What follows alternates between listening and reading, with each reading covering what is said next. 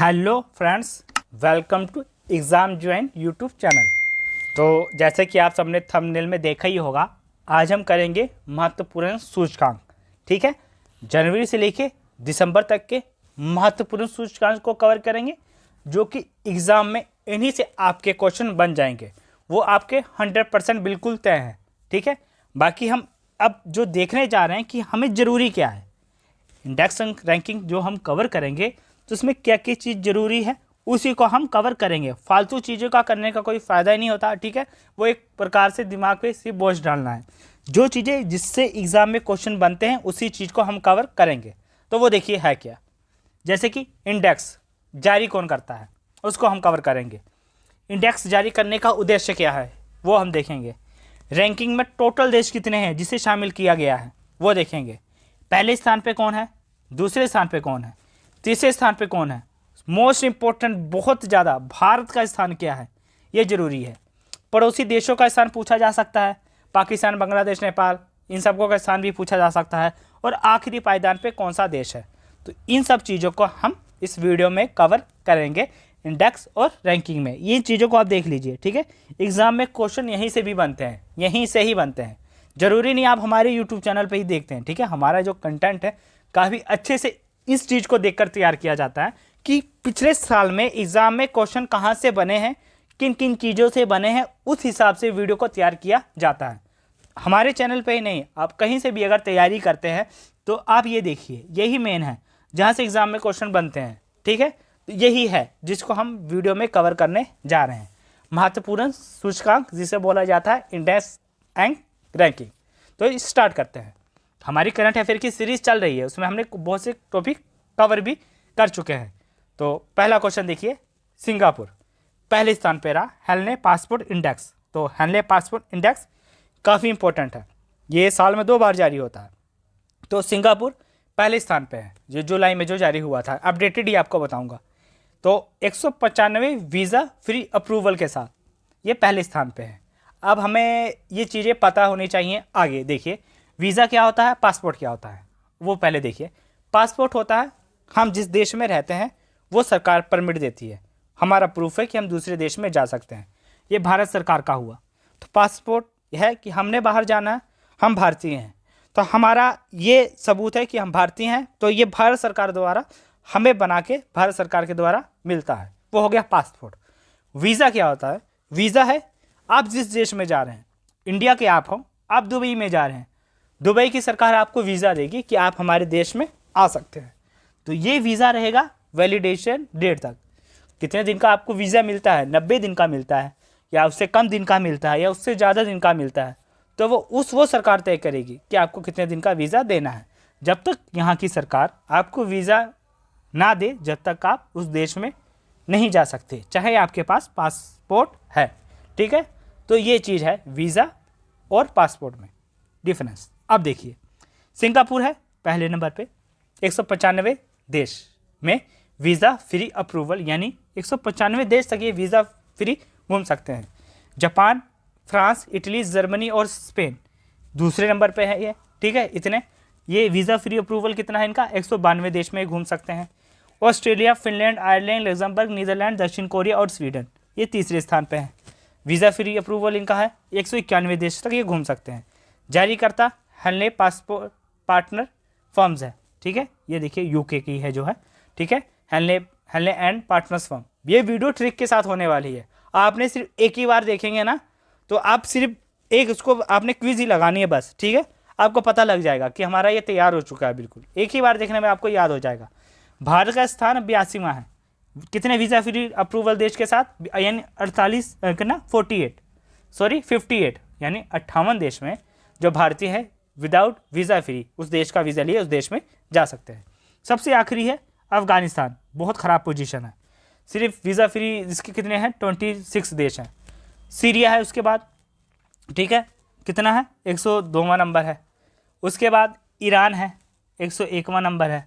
उसके बाद पाकिस्तान है, ये है 100वें नंबर पे। ठीक है, टोटल 195 देश इसमें जो है शामिल किए गए थे। तो इस प्रकार इनकी ये पोजीशन है जो आपको बताए हैं, जिसकी ख़राब पोजीशन है। पाकिस्तान 100वें नंबर है, वीज़ा फ्री अप्रूवल देश के साथ 33। ठीक है, तो इस प्रकार इनकी पोजीशन है। भारत की ट्रिक आपको देखिए कैसे याद रखेंगे।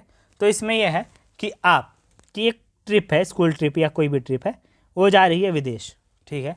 आपकी एक ट्रिप है, ठीक है, वो इंडिया से किसी विदेश ट्रिप पे जा रही है। तो जिसमें में से आपके 8 हो गए दोस्त, ठीक है, 8 दोस्त हैं और 2 टीचर हैं आपके साथ जा रहे हैं, ठीक है। ये हमारी ट्रिक रहेगी। 8 दोस्त प्लस 2 टीचर के साथ आप इंडिया से बाहर घूमने जा रहे हो। तो इससे ये हमारा हो गया कि भारत जो है 82वें स्थान पे है। तो ये हमारी ट्रिक है। आप किसी पिकनिक पे जा रहे हैं तो इसका ये ट्रिक है। 8 आपके दोस्त, बाकी 2 आपके स्कूल टीचर आपके साथ जा रहे हैं। नेक्स्ट, अब आगे देखिए, करप्शन परसेप्शन इंडेक्स। तो ये देखिए कैसा है, यानी भ्रष्टाचार किस देश में कितना है, तो ये इस चीज़ को बारे में देखता है। तो कुल शामिल देश देखिए 180 देशों के साथ इसकी रैंकिंग जारी की गई, जिसमें डेनमार्क जो है 90 स्कोर के साथ सबसे अच्छे पोजीशन पे है। ये जो रैंकिंग है करप्शन परसेप्शन इंडेक्स, जारी कौन करता है? ये करता है, जो जारी करता है वो जरूरी है, ट्रांसपेरेंसी इंटरनेशनल के द्वारा ये जारी किया जाता है। ये तो आपका ये हो गया। तो ये है क्या उद्देश्य, देखिए कैसे ये नापता है। भ्रष्टाचार के स्तर को मापा जाता है, देश को कम से अधिक भ्रष्टाचार की श्रेणियों में डाला जाता है, सबसे कम से सबसे अधिक। तो डेनमार्क है, उसका सबसे कम भ्रष्टाचार है, स्कोर पॉइंट 90 है। उसके बाद फिनलैंड आता है सबसे कम भ्रष्टाचार में, 87 है। उसके बाद न्यूजीलैंड आता है, 85 है। भारत का स्थान है 93, 93। पोजीशन तो काफ़ी ख़राब है। तो टोटल 180 देशों के कंपेयर देखा जाए तब भी न्यूट्रल ही बोलेंगे, ज़्यादा ख़राब भी नहीं ज़्यादा अच्छा भी नहीं। तो 93 पोजीशन के साथ भारत का स्थान है भ्रष्टाचार बोध सूचकांक में। इसका जो स्कोर है 39 है। अब ये देखिए, आपने इसका ट्रिक क्या याद रखना है, 39, ठीक है। तो देखिए ये 9 लोग हैं, ये भ्रष्टाचार करते हुए पकड़े गए। कितने? तो पकड़े कैसे गए? 3 कैमरे लगे हुए थे, ठीक है। 9 लोग, ठीक है, पकड़े गए 3 कैमरों में, ठीक है। तो ये इसकी ट्रिक है। 9 लोग पकड़े गए, 9 भ्रष्टाचार करते हुए, 3 कैमरे वहाँ पे लगे हुए थे, जिस कारण ये पकड़े गए। तो ये हमारी ट्रिक है कि भारत का जो स्थान है वो 93 है भ्रष्टाचार रैंकिंग में। नेक्स्ट, अब हम आगे देखते हैं अगला क्वेश्चन, लॉजिस्टिक परफॉर्मेंस इंडेक्स। तो ये सूचकांक है कि जैसे कि जो सामान को हम एक जगह से दूसरे जगह लेके जाते हैं, उसे लॉजिस्टिक बोला जाता है। तो उसमें हमने कौन कौन से इनिशिएटिव्स अपनाए हैं, ठीक है, लॉजिस्टिक में, यातायात में, तो वो उसका इंडेक्स है। तो कुल 139 देश इसमें शामिल किए गए थे, जिसमें सिंगापुर पहले स्थान पे है। यानी इसका जो लॉजिस्टिक सिस्टम है बहुत अच्छा है, ठीक है। ये देखिए, ये है जहाज, ये सब चीज़ें हैं, ठीक है। सामान कंटेनर आते हैं, बाहर विदेशों में चीज़ें पहुंचाई जाती हैं, बाहर से आती चीज़ें हैं, तो उसका हमारा क्या क्या संसाधन है, क्या क्या चीज़ें हमने जुटाई हैं, तो ये सब चीज़ें हैं, जिसे लॉजिस्टिक बोला जाता है। जारीकर्ता वर्ल्ड बैंक है, पहले स्थान पे सिंगापुर है, दूसरे पे फिनलैंड है, इनकी पोजीशन काफ़ी अच्छी है। जर्मनी तीसरे स्थान पे है। भारत का स्थान 38वां है 139 देशों में, तो वो ठीक है, भारत का स्थान भी काफ़ी हद तक बहुत अच्छा है। आखिरी देश लीबिया है, जिसका पोजीशन बहुत ज़्यादा ख़राब है। लीबिया लॉजिस्टिक परफॉर्मेंस इंडेक्स में बिल्कुल ख़राब है। लॉजिस्टिक परफॉर्मेंस इंडेक्स में सड़कें भी देखी जाती हैं कि वहाँ की सड़कों पर यातायात की चुनौतियाँ क्या हैं, ठीक है। ये देखिए, व्यापार लॉजिस्टिक पर उनके प्रदर्शन में आने वाली चुनौतियों की अवसर की पहचान करके उसमें सुधार करना है, ठीक है, उसमें सुधार करना है। तो इसका मुख्य उद्देश्य है। अब देखिए इसकी ट्रिक हमने क्या बनाई थी, भारत की ट्रिक 38वें स्थान पे है, तो हम ये देखेंगे सिंगापुर पहले स्थान पे है, तो इसको भी हम याद कर लेंगे। सिंगापुर से हम भारत में लॉजिस्टिक के द्वारा 38 आइटमें मंगाते हैं, ठीक है, 38, यानी सिंगापुर में, बस ये तैयारी करने के लिए, ट्रिक को याद करने के लिए कि जब भारत में कोई चीज़ आती है सिंगापुर से तो टोटल 38 आइटमें हैं, ठीक है। 2024 में हमने 38 तरह की आइटमें मंगाई सिंगापुर से भारत, ठीक है। तो इस प्रकार यह पता लगा भारत 38वें स्थान पे है, और सिंगापुर का जब नाम आएगा तो सिंगापुर पहले स्थान पे है लॉजिस्टिक परफॉर्मेंस इंडेक्स में। अब हम देखते हैं अपना अगला क्वेश्चन, चौथा क्वेश्चन देखिए, ग्लोबल इंटेलेक्चुअल प्रॉपर्टी इंडेक्स, यानी अंतर्राष्ट्रीय बौद्धिक संपदा सूचकांक।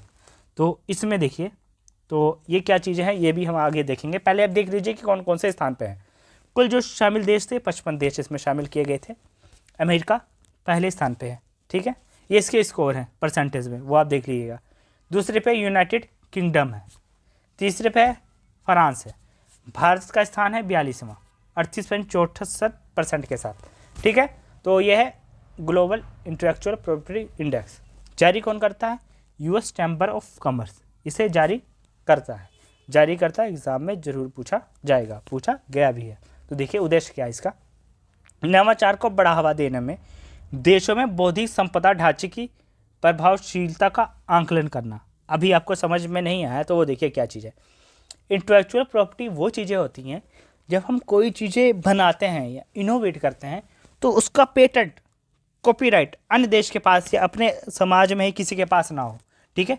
तो किस देश के पास कितना पेटेंट है, ठीक है। पेटेंट वस्तुओं पे होता है, कॉपीराइट होता है, ठीक है। कोई लेखक है वो भी अपना कॉपीराइट पेटेंट करवा के रखता है। ट्रेडमार्क, डिज़ाइन अधिकार, व्यापार रहस्य और आईपी, तो ये सब चीज़ें किस देश के पास कितनी ज़्यादा हैं, ठीक है, तो उसे बोला जाता है। ये सब चीज़ें होती है। पेटेंट आपको पता होना चाहिए। पेटेंट क्या होता है? कॉपीराइट, ट्रेडमार्क किसी वस्तु पे लगता है, डिज़ाइन अधिकार किसी चीज़ के पास कितना है, किसी पर्टिकुलर चीज़ को लेकर, किसी प्रोडक्ट को लेकर, ठीक है। व्यापार, हमारे पास व्यापार के अपने कितने कितने तरीके हैं, ठीक है, वो सब चीज़ें, प्लान्स क्या हैं, तो वो किसके पास है, सबसे ज़्यादा है, उसे बोला जाता है इंटेलेक्चुअल प्रॉपर्टी इंडेक्स। ये तो हो गया हमारा। होता क्या है, भारत को आपका बताया 42वें स्थान पे है। तो 42वें स्थान पे जब भारत है तो ये पता होना चाहिए कैसे। देखिए ट्रिक है वो, देखिए इस व्यक्ति ने, इसके पास क्या था? बुद्धि था, बौद्धिक। देखिए मिलाते जाइए कि बौद्धिक संपदा में देख रहे हैं, बुद्धिमान व्यक्ति था ये। एक व्यक्ति जो अपनी बुद्धि का इस्तेमाल करके उसने 42 गज, 42 गज गज होता है, जैसे कि मीटर चलता है वैसे गज भी चलता है भूमि को नापने के लिए। भूमि को नापने के लिए गज भी चलते हैं। तो 42 गज में एक सुंदर सा घर बनाया। घर को हम कन्वर्ट कर देंगे प्रॉपर्टी में, जिससे पता लग जाएगा property global intellectual property index है, जिसमें भारत 42वें स्थान पे है। तो बुद्धि हो गया कि बौद्धिक, यहाँ से भी देख सकते हैं, यहाँ भी आप कंपेयर कर सकते हैं, ठीक है। एक बुद्धिमान व्यक्ति ने सिर्फ 42 गज में एक सुंदर सा अपना एक प्रॉपर्टी यानी घर बनाया है, ठीक है। तो ये हमारी इसकी यह ट्रिक है, ठीक है, जिससे हमें पता लग जाएगा कि जो भारत है वो 42वें स्थान पे है ग्लोबल इंटेलेक्चुअल प्रॉपर्टी इंडेक्स में।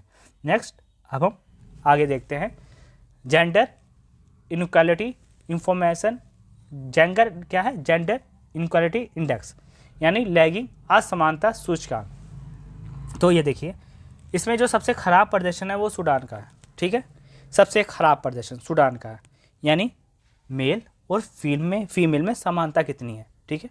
हमने जो अधिकार आदमियों को दिए हैं, पुरुष को दिए हैं, क्या उससे रिलेटेड अधिकार महिलाओं को दिए हैं? तो वो चीज़ है, ठीक है।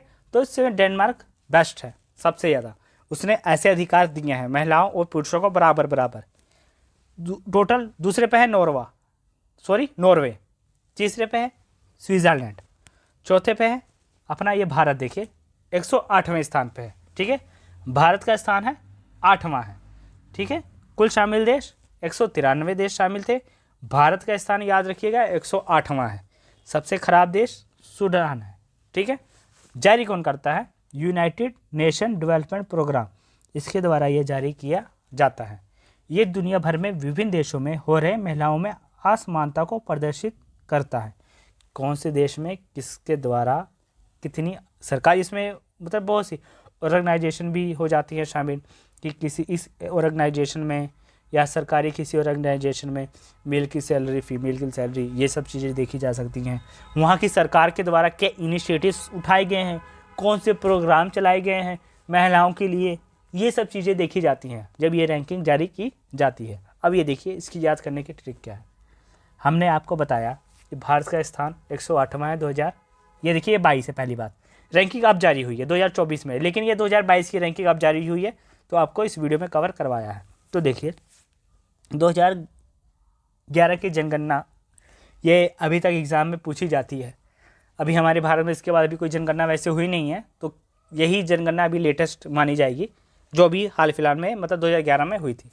तो उसके अनुसार जो लिंग अनुपात है केरल का, वो कितना है? केरल का लिंग अनुपात 1000 पुरुष के बाद 1084 महिलाएं, बहुत बेस्ट है यहाँ का केरल का अनुपात, ठीक है। यानी 1000 पुरुषों पे 1084 महिलाएं हैं, अगर ये आपको याद रहता है लिंग अनुपात, ठीक है, केरल का, तो उससे हमारा ये क्वेश्चन बस हो गया याद।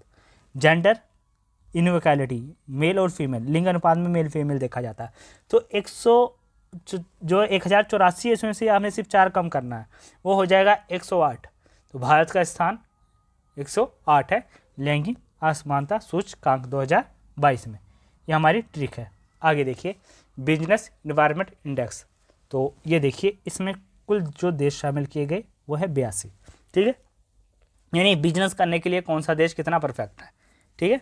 सिंगापुर पहले स्थान पे है, बेस्ट है बिल्कुल। यहाँ के रूल रेगुलेशन देखा जाता है, गवर्नमेंट के रूल देखे जाएंगे, क्या लो है, स्ट्रक्चर क्या है, इन्वायरमेंट क्या है, गवर्नमेंट का कितना इंटरफियर है, ठीक है, बिजनेस में, ये सब चीज़ें देखी जा सकती हैं। वहाँ पे जब हम एंटर करेंगे तो उसका प्रोसीजर कितना बड़ा है किसी देश में एंटर करते टाइम, ये सब चीज़ें देखी जाती हैं, फाइल्स, प्रोसीजर, बहुत सी चीज़ें, ठीक है। सिंगापुर सबसे बेस्ट है बिजनेस के लिए, ठीक है, वहाँ पे बिजनेस आपको सेट करना है तो बहुत बढ़िया है। डेनमार्क दूसरे स्थान पे है, अमेरिका तीसरे स्थान पे है, भारत का स्थान 51 है, ठीक है। कुल 82 देशों में भारत का स्थान 51 है। तब ये देखिए इसकी ट्रिक क्या है। सबसे पहले ये देखिए जारी कौन करता है, इकोनॉमिक इंटेलिजेंस यूनिट, ये जारी करता है, EIU के द्वारा ये जारी किया जाता है बिजनेस इन्वायरमेंट इंडेक्स। तो ये देखिए भारत की ट्रिक देखिए क्या है, बिजनेस हमेशा अपने, ठीक है, जो बिजनेसमैन होते हैं, बिजनेसमैन, ये बिजनेसमैन है, हमेशा अपने बिजनेस का 51 शेयर अपने पास रखते हैं।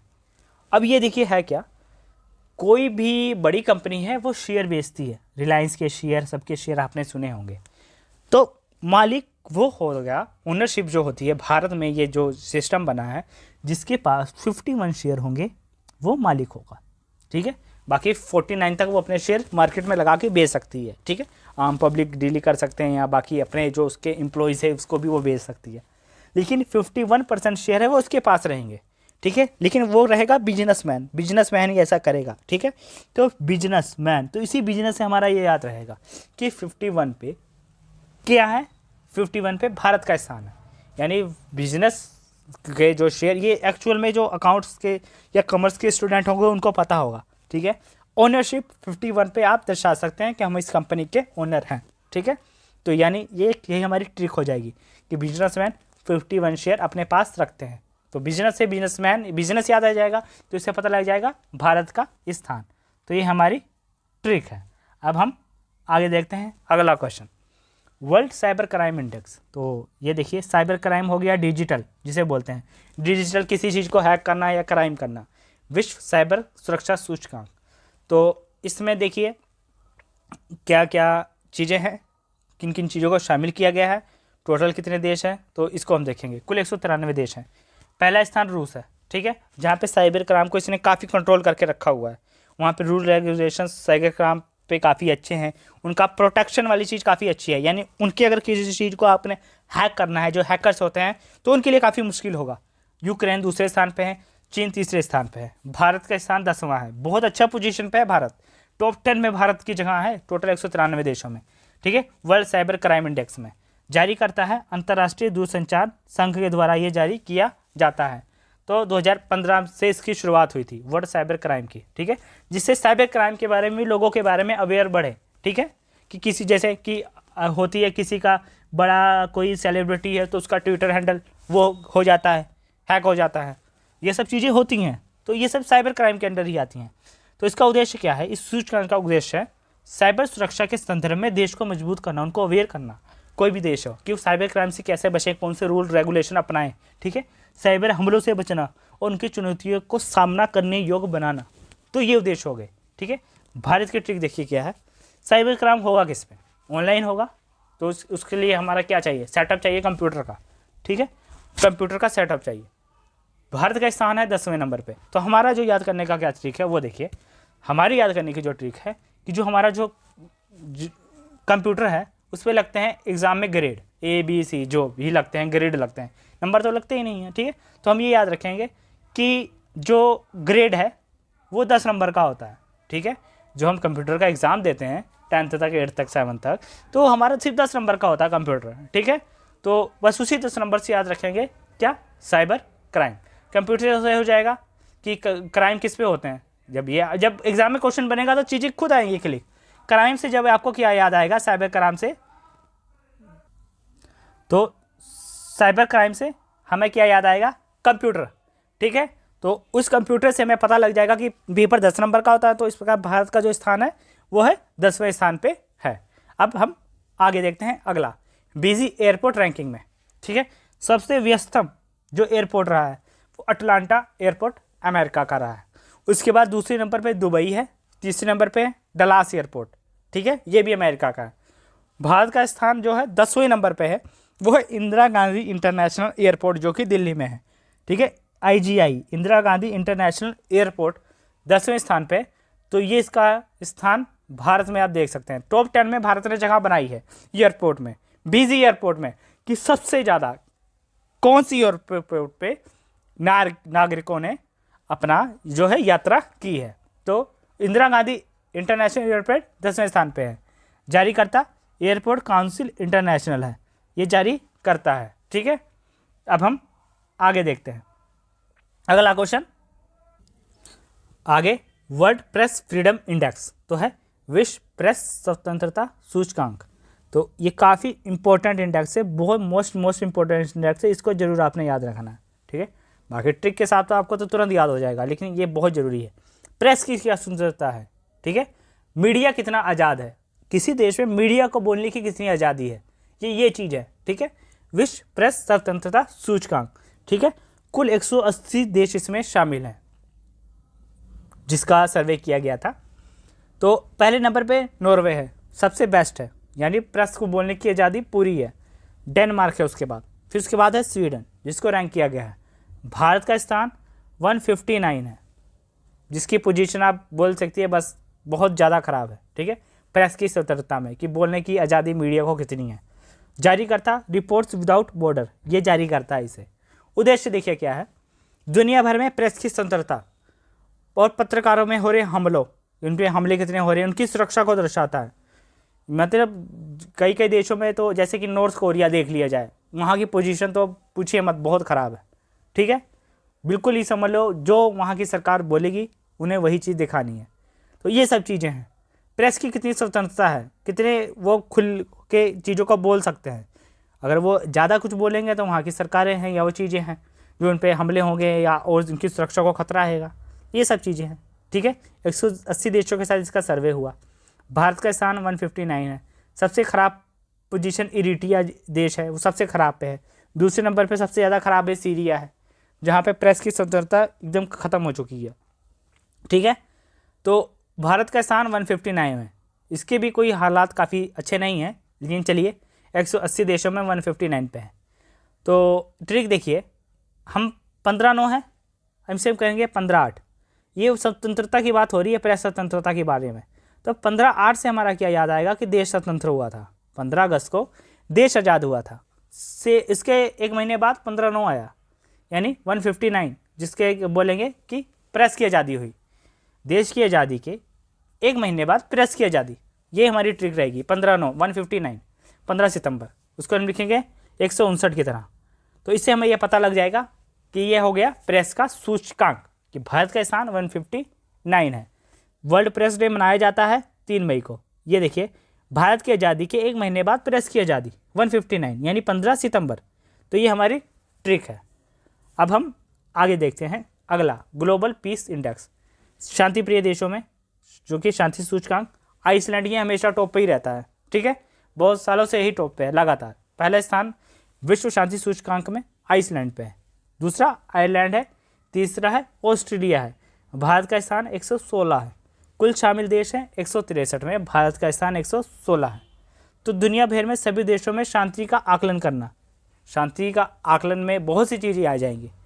वहाँ की सरकार के द्वारा वहाँ की जनता पे कोई चीज़ ना, कोई इम्पोज, कोई टैक्स इम्पोज, या वहाँ की जनता के द्वारा वहाँ के सरकार पे अगर बार बार धरने दी जाएंगे किसी चीज़ को लेकर, ठीक है, यहाँ प्रोटेस्ट हो रहे हैं, वहाँ प्रोटेस्ट हो रही है, यहाँ हिंसा हो रही है, वहाँ हिंसा हो रही है, तो ये सब चीज़ों को भी देखा जाता है।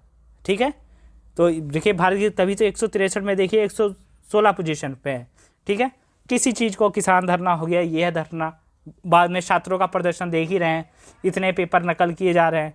ठीक है, यहाँ पेपर बच्चे एग्ज़ाम देते हैं, वहाँ पे वो लीक हो जाता है, तो छात्रों का प्रदर्शन हो जाता है। तो इसे हम शांति में नहीं गिनेंगे, या शांति हो गई, ठीक है। तो इस प्रकार वहाँ की सरकार के द्वारा जनता पे क्या रोष है, ठीक है, या जनता का सरकार पे क्या रोष है, ये सब चीज़ें देखी जाती हैं, ठीक है, ये सब चीज़ें हैं। तो अब हम आगे देखेंगे। भारत का स्थान 116वां है। सबसे खराब प्रदर्शन है यमन का, यमन की पोजीशन बहुत ज़्यादा खराब है, ठीक है, ग्लोबल पीस इंडेक्स में। उद्देश्य क्या है, दुनिया भर में सभी देशों में शांति का आकलन करना। भारत की ट्रिक देखिए क्या है, ये देखिए, ये है ना 2 बियर, बर्फ़ पर आराम से सो रहे हैं, क्या कर रहे हैं, आराम से बर्फ़ पे सोए हुए हैं। अब देखिए यहीं से हमारी ट्रिक है, शांति से आइस पर सोना। ये देखिए शांति से, शांति हो गया ग्लोब पीस, आइस का मतलब आइसलैंड पहले पे है, सोना, सोला, बस यहीं से हम इसको 16 कर देंगे, सोना को 16 कर देंगे, ये हो जाएगा, इसलिए इसको ऐसा लिखा हुआ है, सो फिर ला, यानी जो भारत का स्थान है 116वां है, ठीक है, ग्लोबल पीस इंडेक्स में। अब आगे देखिए next question, GDP per capita index. तो जीडीपी पर कैपिटा इंडेक्स ये पहले देखिए होता क्या है। तो देखिए आर्थिक रूप से कौन सा देश कितना मजबूत है, इसका आकलन करता है GDP per capita index. GDP होता है ग्रोस डोमेस्टिक प्रोडक्ट, सकल घरेलू उत्पाद। किसी पर्टिकुलर देश में हम अपने अंदर किसी चीज़ का कितना उत्पादन कर रहे हैं, मैन्युफैक्चरिंग सेक्टर, किसी सेक्टर, टोटल घर अपने भारत में कितना उत्पादन हो रहा, उसे टोटल जितने व्यक्ति हैं उसके द्वारा हम उसे डिवाइड कर देंगे, तो उससे निकलेगा जीडीपी पर कैपिटा इंडेक्स, ठीक है। जिस मान लीजिए 4 लाख का उत्पादन हुआ, 20 जन हैं, तो इस प्रकार से डिवाइड कर देंगे, ठीक है। तो कितना जीडीपी हुआ, कितने भारत में व्यक्ति हैं, उसके द्वारा उसे डिवाइड कर दिया जाएगा, तो इसे निकलता है जीडीपी। तो प्रति व्यक्ति सरल घरेलू उत्पाद, ये चीज़ होती है। तो पहले स्थान पे लग्जमबर्ग है, ठीक है, देखिए पहला जो स्थान है वो है लग्जमबर्ग है, उसके बाद है आयरलैंड है, फिर है सिंगापुर है, फिर है भारत का स्थान 129वें नंबर पे है। जारी करता आईएमएफ जारी करता है जीडीपी पर कैपिटा, ठीक है, इंटरनेशनल मॉनेटरी फंड जिसे बोलते हैं, तो ये जारी करता है। जीडीपी पर कैपिटा के हिसाब से लग्जमबर्ग जो है दुनिया का सबसे मजबूत देश माना गया है। यहाँ की पर कैपिटा जो है बहुत ज़्यादा है। आर्थिक रूप से कौन सा देश कितना मजबूत है, इसी से ही पता लग जाता है। आर्थिक यानी फाइनेंशियली रूप से जितनी वहाँ की जीडीपी होगी उसके द्वारा उसको वहाँ पे उस प्रति व्यक्ति ऐसे कर सकते हैं। ये इसमें देखिए ये नहीं है कि जो इसकी जीडीपी है भारत से, मतलब जैसे कि आप देखिए ये मान लीजिए ये 4 लाख इसकी जीडीपी है, लेकिन यहाँ की पॉपुलेशन कम है, तो उसको जब हम डिवाइड करेंगे, ठीक है, तो उसकी जीडीपी ज़्यादा निकलेगी। लेकिन भारत की अगर ये 1 लाख किसी चीज़ का हम प्रोडक्ट उत्पादन करते हैं, लेकिन वहाँ की पॉपुलेशन है, तो पर कैपिटा उस हिसाब से कम निकलेगी, ठीक है। तो ये भी देखिए जनसंख्या के द्वारा जब हम उसको डिवाइड करते हैं तो उस पर वो भी चीज़ कम हो जाती है, ठीक है। आप इस बात को समझिए।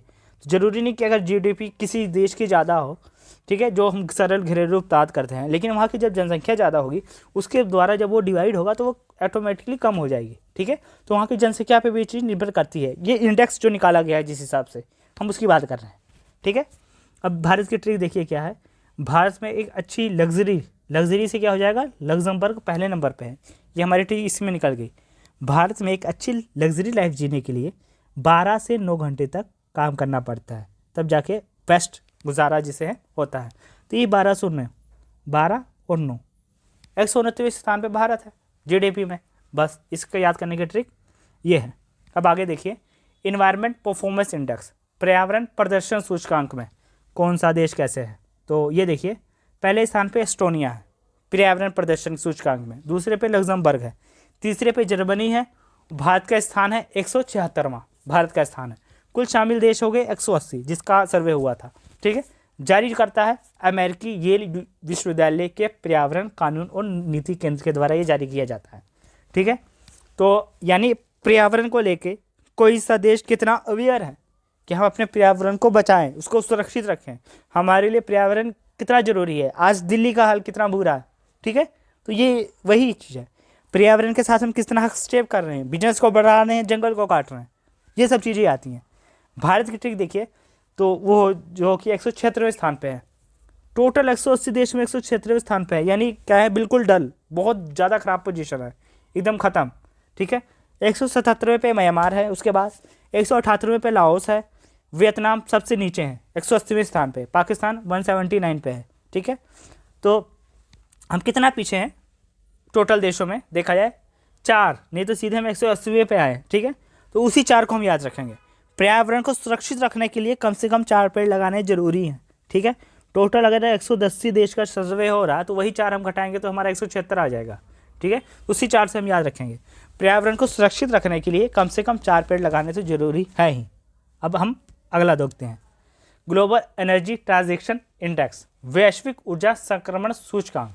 ठीक है, तो ऊर्जा का उत्पादन इंडस्ट्री में या अन्य सब चीज़ों में, तो वैश्विक ऊर्जा संक्रमण सूचकांक, तो इसमें इंडस्ट्री में होने वाली ऊर्जा, कार्बन उत्सर्जन, ये सब चीज़ें देखी जाती हैं।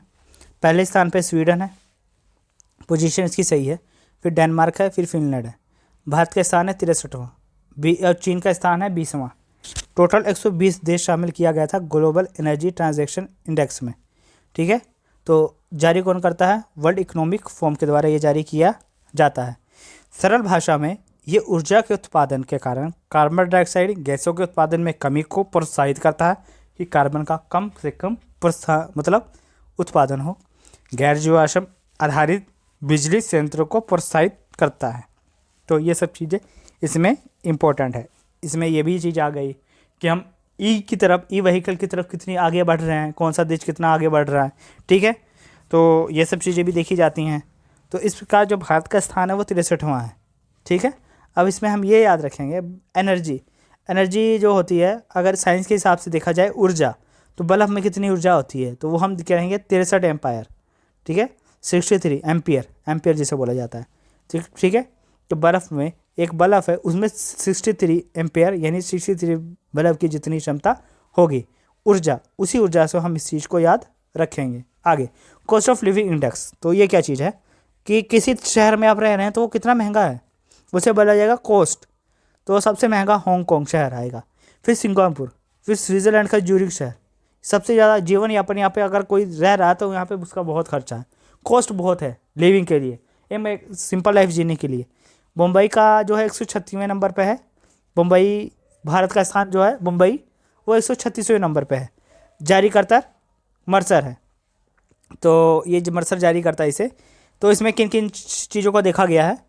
भोजन, आवास, परिवहन, ऊर्जा, कपड़े, स्वास्थ्य देखभाल, बच्चों की देखभाल की, ये सब चीज़ें शामिल की गई हैं। मुंबई 136वें नंबर पे है, भारत के हिसाब से पहलवें नंबर पे है सबसे महंगा शहर। फिर उसके बाद दिल्ली आता है 164वें नंबर पे, भारत के हिसाब से दूसरे नंबर पे सबसे महंगा शहर। फिर चेन्नई आता है 189 नंबर पे, भारत के हिसाब से तीसरे नंबर पे सबसे महंगा शहर है। हांगकांग, सिंगापुर, ज्यूरिख और मुंबई याद जरूर रखिएगा। आगे, ग्लोबल लिवेबिलिटी इंडेक्स 2024। अब ये देखिए क्या है, वैश्विक जीवन क्षमता सूचकांक। अब पहले हमने किया कॉस्ट ऑफ लिविंग यानी सबसे महंगा शहर। ये है कि एक कोई भी स्थान, जैसे कोई एक आम व्यक्ति वहाँ पे रह रहा है, उसकी एक लाइफ चल रही है, जीवन क्षमता, तो उसकी प्रमुख चीज़ें होंगी जिससे वो अपने जीवन को बिताएगा, बेसिक चीज़ें, तो उस प्रकार उसे बोला जाता है लाइबिलिटी। ठीक है, जिसमें हम देखेंगे कि कौन सा शहर किस पोजीशन पे है। तो सबसे पहले देखिए, पहला, दूसरा और तीसरा स्थान। तो पहला स्थान जो है वही ना है ऑस्ट्रेलिया।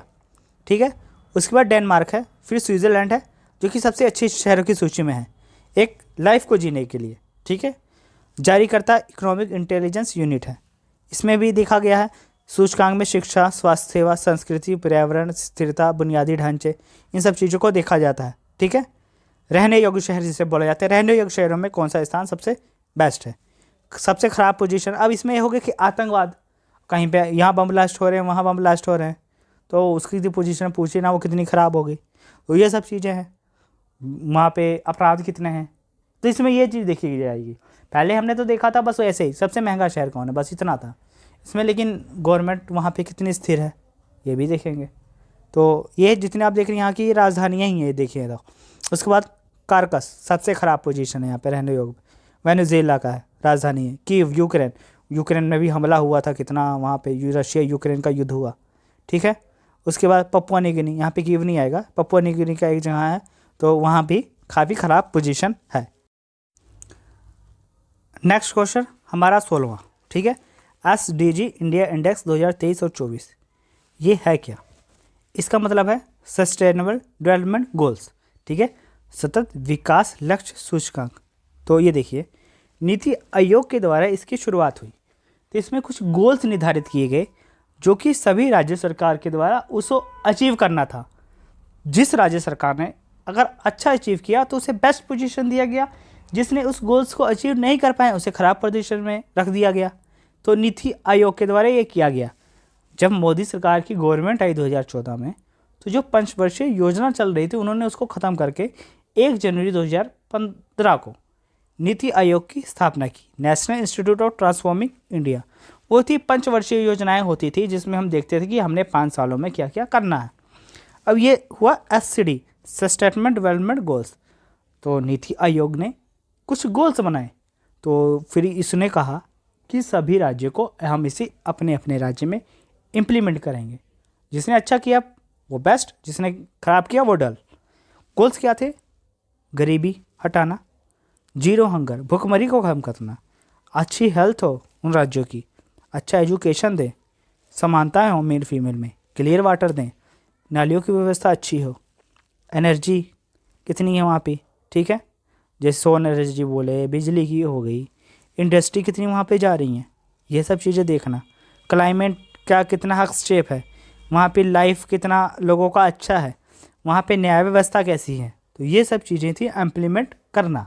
जिसने किया नीति आयोग में वह बेस्ट है, नहीं तो फिर डल है। जैसे शीर्ष राज्य करने वाले जिन्होंने अच्छा प्रदर्शन किया वो था केरल और उत्तराखंड, 79 उन्होंने स्कोर किया है। उसके बाद तमिलनाडु 78, गोवा 77, लास्ट पे है बिहार, झारखंड 62, नागालैंड है 63, ठीक है, ये इनके स्कोर है। सब ये लास्ट से हैं, सबसे ख़राब बिहार, फिर उससे सेकंड ख़राब झारखंड, फिर उसके थर्ड ख़राब नागालैंड, और ये सबसे अच्छे वाले हैं, ठीक है, ख़राब प्रदर्शन और अच्छे प्रदर्शन करने वाले राज्य।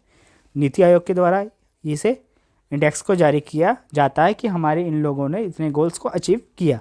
अब हम आगे देखते हैं ग्लोबल फॉरेस्ट एरिया एक्सपेक्शन। इसमें क्या है, किस राज्य में किस देश में कितना वन का क्षेत्र का विस्तार है, वो चीज़ देखिए। चीन का विस्तार क्षेत्र काफ़ी अच्छा है, फिर ऑस्ट्रेलिया, फिर भारत है, ठीक है, जिसका वन क्षेत्र विस्तार काफ़ी अच्छा है। देखिए जारी करता FAO है, फूड एंड एग्रीकल्चर ऑर्गेनाइजेशन जिसे बोलते हैं, ठीक है।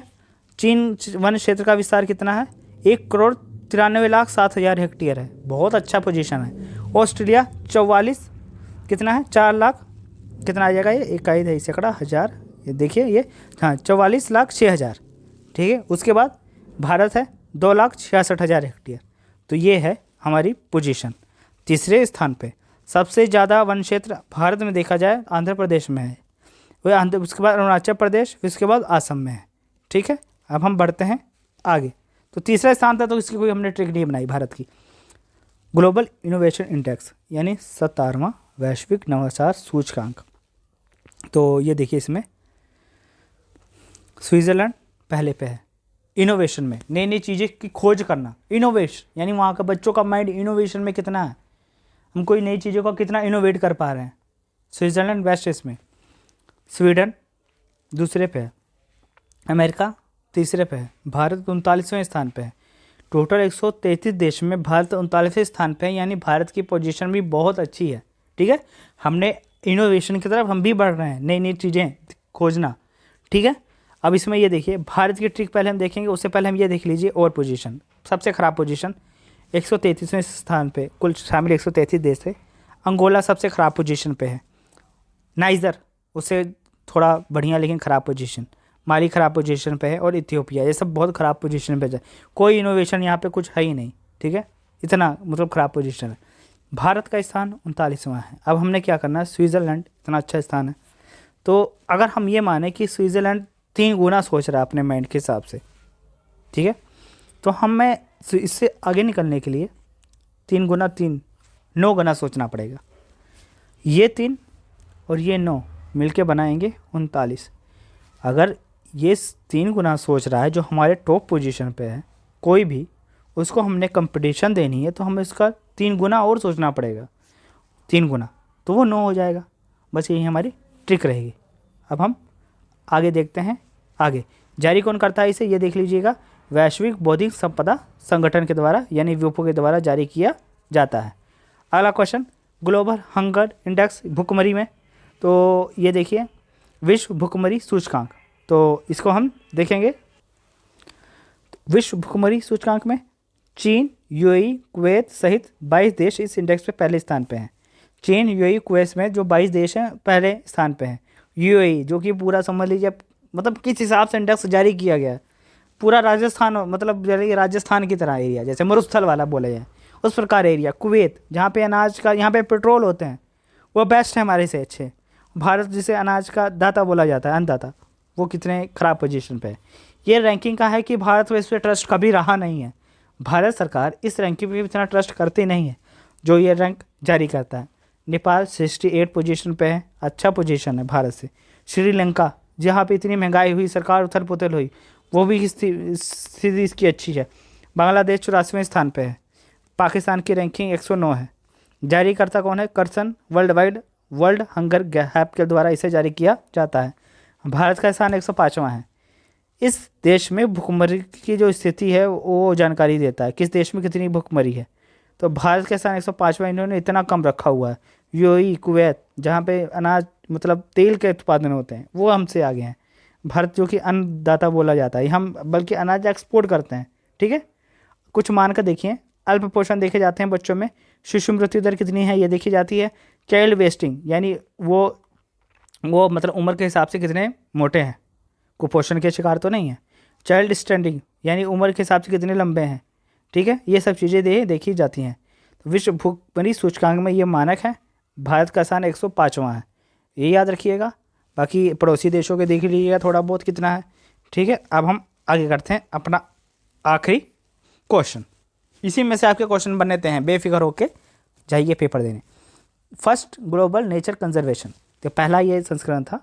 तो ये देखिए क्या है। प्रथम जो है वैश्विक प्रकृति संरक्षण, हम अपनी प्रकृति का कितना बचाव कर रहे हैं, संरक्षण कर रहे हैं, तो वो सूचकांक है। पहले स्थान पे लग्जमबर्ग है, दूसरे पे एस्टोनिया, तीसरे पे डेनमार्क है। यह हमारी पोजीशन इतनी है। भारत का स्थान 176वां है इसमें। ठीक है, उसमें जो हमने एक बार किया था इन्वायरमेंट परफॉर्मेंस इंडेक्स में, उसमें भी भारत का स्थान 176वां था। टोटल 180 देशों में। International union for conservation for nature ये जारी करता है। तो यही हमारी ट्रिक जो वो वाली है, वही हमारी ये ट्रिक रहेगी। 4 पेड़ कम से कम हमें लगाने पड़ेंगे इस चीज़ को कम्पीट करने के लिए। तो इसमें देखिए 177वें स्थान पे कौन है? माइक्रोकोशिया। भारत का स्थान 176वें के बाद 178वें स्थान पे इराक है, फिर तुर्की है 179 में। कंजर्वेशन तो अपने प्रकृति का कितना बचाव कर रहे हैं। जंगलों को काट के इंडस्ट्री लगा देना या उनका रख रखाव ना करना, वन क्षेत्र का विस्तार ना करना, उनका संरक्षण ना करना, यही सब चीज़ें इसमें शामिल होती हैं। सबसे ख़राब करीब आती है, बहुत ख़राब पोजीशन पे है। तो ये आती है हमारी इंडेक्स और रैंकिंग की वीडियो कैसी लगी? लाइक शेयर सब्सक्राइब जरूर करिएगा।